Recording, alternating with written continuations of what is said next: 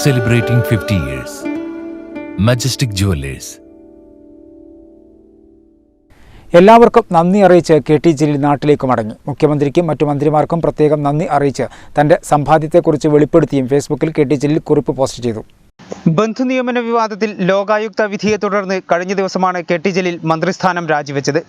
ഇതിനുശേഷം നാട്ടിലേക്കു തിരിച്ച ജലീൽ അതുവരെ ഫോണിൽ പോലും ഒരാളുമായും ബന്ധപ്പെട്ടിരുന്നില്ല.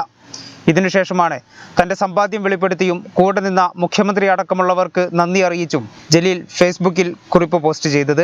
10 വർഷത്തെ MLA ശമ്പളവും 5 വർഷത്തെ മന്ത്രി ശമ്പളവും മാസാമാസം ആവശ്യത്തിനുള്ളതെടുത്തിട്ട് ട്രഷറി അക്കൗണ്ടിൽ കഴിഞ്ഞ മാസത്തെ ശമ്പളമടക്കം 2,10,000 രൂപയാണ് ശേഷിക്കുന്നതെന്ന് ജലീൽ കുറിച്ചു. നിയമസഭാ സാമാജികർക്കുള്ള ലോൺ വകയിലെടുത്ത 5 ലക്ഷം രൂപയിലേക്ക് 1 ലക്ഷം രൂപ കൂടി തിരിച്ചടച്ചാൽ ബാക്കി 1,10,000 രൂപയായിരിക്കും ഉണ്ടാവുക. ഒരു നയാ പൈസ സർക്കാരിൻ്റെതോ ഏതെങ്കിലും വ്യക്തികളുടേതോ ഒരു കണികയെങ്കിലും എൻ്റെ കയ്യിൽ പറ്റാതെ അത്ര സൂക്ഷ്മത പുലർത്തിയിട്ടുണ്ടെന്നും ജലീൽ പറഞ്ഞു. പിതൃവാത്സല്യത്തോടെ സ്നേഹിച്ചും ശാസിച്ചും ഉപദേശിച്ചും മുഖ്യമന്ത്രി നടത്തിയ ഇടപെടലുകൾ ജീവിതത്തിൽ മറക്കാനാകില്ല.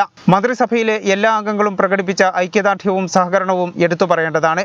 കോടിയേരി ബാലകൃഷ്ണനും വിജയരാഘവനും സഹോദരന്മാരെ പോലെ എപ്പോഴും കൂടെയുണ്ടായിരുന്നു. വകുപ്പിലെ ജീവനക്കാർക്കും നന്ദി പറയാനും അദ്ദേഹം മറന്നില്ല. ഇടതുപക്ഷത്തെ മന്ത്രി എന്ന നിലയിൽ പരമാവധി ഉപകാരം ജനങ്ങൾക്ക് ചെയ്യാൻ ശ്രമിച്ചിട്ടുണ്ട് അദ്ദേഹം വ്യക്തമാക്കുന്നു.